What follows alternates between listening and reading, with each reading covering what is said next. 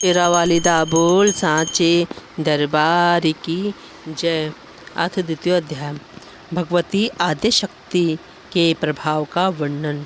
व्याजी बोले, हे महाबाहु, हे कुरुश्रेष्ठ, आपने मुझसे जो प्रश्न पूछे हैं उन्हीं प्रश्नों को मेरे द्वारा मुनिराज नारद जी से पूछे जाने पर उन्होंने इस विषय में ऐसा कहा था। नारद जी बोले, हे व्याजी, मैं आपसे इस समय क्या कहूँ। प्राचीन काल में यही शंका मेरे भी मन में उत्पन्न हुई थी और संदेह की बहुलता से मेरा मन उद्वेलित हो गया था। हे व्यास जी, तदनंतर मैंने ब्रह्मलोक में अपने अमित तेजस्वी पिता ब्रह्मा जी के पास पहुंचकर यही प्रश्न पूछा था, जो उत्तम प्रश्न आपने आज मुझसे पूछा है। मैंने पूछा, हे पिताजी, इस संपूर्ण ब्रह्मांड का आविर्भाव कैसे हुआ? हे विभो, इसका निर्माण आपने किया है अथवा विष्णु ने अथवा शिव ने इसकी रचना की है? हे विश्वात्मन, मुझे सही सही बताइए। हे जगतपते, सर्वश्रेष्ठ ईश्वर कौन है और किसकी आराधना की जानी चाहिए? हे ब्रह्मन, वह सब कुछ बताइए और मेरे संदेहों को दूर कीजिए। हे निष्पाप, मैं असत्य तथा दुख रूप संसार में डूबा हुआ हूँ। संदेहों में दुलायमान मेरा मन तीर्थों में, देवता में तथा अन्य साधनों में कहीं भी शांत नहीं हो पा रहा है। हे परंतप, परम तत्व का ज्ञान प्राप्त किए बिना शांति मिल भी कैसे सकती है? अनेक प्रकार से उलझा हुआ मेरा मन एक जगह स्थिर नहीं हो पा रहा है। मैं किसका स्मरण करूं, किसका यजन करूं, कहाँ जाऊं, किसकी अर्चना करूं और किसकी स्तुति करूं? हे देव, मैं तो इस सर्वेश्वर परमात्मा को जानता भी नहीं हूँ। हे सत्यवती तनय व्याजी, मेरे द्वारा किए गए दुरूह प्रश्नों को सुनकर लोक पितामह ब्रह्मा ने तब मुझसे ऐसा कहा। ब्रह्मा जी बोले, हे पुत्र, तुमने आज एक दुरूह तथा उत्तम प्रश्न किया है, उसके विषय में मैं क्या कहूँ। हे महाभाग, साक्षात विष्णु द्वारा भी इन प्रश्नों का निश्चित उत्तर दिया जाना संभव नहीं है। हे महामते, इस संसार के क्रियाकलापों में आसक्त कोई भी ऐसा नहीं है जो इस तत्व का ज्ञान रखता हो। कोई विरक्त, निष्प्रह तथा विद्वेष रहित भी इसे जान सकता है। प्राचीन काल में जब जल प्रलय के होने पर स्थावर जंगमादिक प्राणियों के नष्ट हो जाने तथा मात्र पंच महाभूतों की उत्पत्ति होने पर मैं कमल से आविर्भूत हुआ, उस समय मैंने सूर्य, चंद्र, वृक्षों तथा पर्वतों को नहीं देखा और कमल कर्णिका पर बैठा हुआ मैं विचार करने लगा, इस महासागर के जल में मेरा प्रादुर्भाव किस से हुआ? मेरा निर्माण करने वाला, रक्षा करने वाला तथा युगांत के समय संहार करने वाला प्रभु कौन है? कहीं भूमि भी स्पष्ट दिखाई नहीं दे रही है जिसके आधार पर जल टिका है। तो फिर यह कमल कैसे उत्पन्न हुआ जिसकी उत्पत्ति जल और पृथ्वी के संयोग से ही प्रसिद्ध है? आज मैं इस कमल का मूल आधार पंख अवश्य देखूंगा और फिर उस पंख की आधार स्वरूपा भूमि भी अवश्य मिल जाएगी, इसमें संदेह नहीं है। तदंतर मैं जल में नीचे उतरकर 1000 वर्षों तक पृथ्वी को खोजता रहा, किंतु जब उसे नहीं पाया तब आकाशवाणी हुई कि तपस्या करो।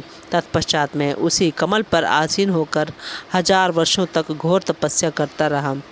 इसके बाद पुनः एक वाणी उत्पन्न हुई, सृष्टि करो। इसे मैंने साफ साफ सुना। उसे सुनकर व्याकुल चित्त वाला मैं सोचने लगा, किसका सृजन करूं और किस प्रकार करूं। उसी समय मधुकैटभ नाम वाले 2 भयानक दैत्य मेरे सम्मुख आ गए। उस महासागर में युद्ध के लिए तत्पर उन दोनों दैत्यों से मैं अत्यधिक भयभीत हो गया। तत्पश्चात मैं उसी कमल की नाल का आश्रय लेकर जल के भीतर उतरा और वहाँ एक अत्यंत अद्भुत पुरुष को मैंने देखा। उनका शरीर मेघ के समान श्याम वर्ण वाला था। वे पीत वस्त्र धारण किए हुए थे और उनकी 4 भुजाएं थीं। वे जगतपति वनमाला से अलंकृत थे तथा शेष शैया पर सो रहे थे। वे शंख, चक्र, गदा, पद्म आदि आयुध धारण किए हुए थे। इस प्रकार मैंने शेष नाग की शैया पर शयन करते हुए उन महाविष्णु को देखा। हे नारद जी, योग निद्रा के वशीभूत होने के कारण निष्पंद पड़े उन भगवान अच्युत को शेषनाग के ऊपर सोया हुआ देखकर मुझे अद्भुत चिंता हुई और मैं सोचने लगा कि अब क्या करूं। तब मैंने निद्रा स्वरूपा भगवती का स्मरण किया और उनकी स्तुति करने लगा। मेरी स्तुति से वे कल्याणी भगवती विष्णु भगवान के शरीर से निकलकर आकाश में विराजमान हुई। उस समय दिव्य आभूषणों से अलंकृत वे भगवती कल्पनाओं से परे विग्रह वाली प्रतीत हो रही थी।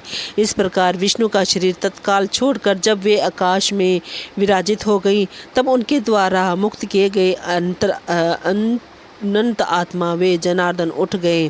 तत्पश्चात उन्होंने 5000 वर्षों तक उन दैत्यों के साथ घोर युद्ध किया।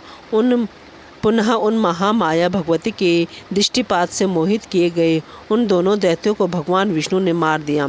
अपनी जांघों को विस्तृत करके भगवान विष्णु ने उसी पर उन दोनों का वध किया। उसी समय जहाँ हम दोनों थे वहीं पर शंकर जी भी आ गए। तब हम तीनों ने गगन मंडल में विराजमान उन मनोहर देवी को देखा। हम लोगों के द्वारा उन परम शक्ति की स्तुति किए जाने पर अपनी पवित्र कृपा दृष्टि से हम लोगों को प्रसन्न करके उन्होंने वहाँ स्थित हम लोगों से कहा। देवी बोली, हे ब्रह्मा, विष्णु, महेश, अब आप लोग सृष्टि, पालन एवं संहार के अपने अपने कार्य प्रमाद रहित होकर कीजिए। अब आप लोग अपना अपना निवास बनाकर निर्भीकता पूर्वक रहिए, क्योंकि उन दोनों महादैत्यों का संहार हो गया है। अतः आप लोग अपनी विभूतियों से अंडज, पिंडज, उद्भिज और स्वेदज चारों प्रकार की सभी प्रजाओं का सृजन कीजिए।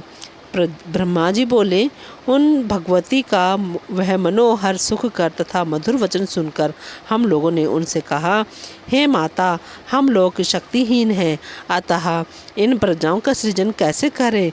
अभी विस्तृत पृथ्वी ही नहीं है और सभी ओर जल ही जल फैला हुआ है। सृष्टि कार्य के लिए आवश्यक पंच तत्व, गुण, तन्मात्राएं और इंद्रियां ये कुछ भी नहीं है। हम लोगों के ये वचन सुनकर भगवती का मुखमंडल मुस्कान से भर उठा। उसी समय वहाँ आकाश से एक रमणीक विमान आ पहुँचा। तत्पश्चात उन भगवती ने कहा, हे देवताओं, आप लोग निर्भीक होकर इस विमान में इच्छा अनुसार बैठ जाएं। हे ब्रह्मा, विष्णु और शिव, मैं आप लोगों को आज इस विमान में एक अद्भुत दृश्य दिखाऊंगी। उनका यह वचन सुनकर हम तीनों उनकी बात स्वीकार करके रत्न जटित मोतियों की झालरों से शोभा यानी घंटियों की ध्वनि से कुंजित तथा देव भवन के तुल्य उस रमणीक विमान पर संशय रहित भाव से चढ़कर बैठ गए। तब भगवती ने हम जितेंद्रिय देवताओं को बैठा हुआ देखकर उस विमान को अपनी शक्ति से आकाशमंडल में उड़ाया। जयकारा शेरा वालिदा बोल सांचे दरबार की जय।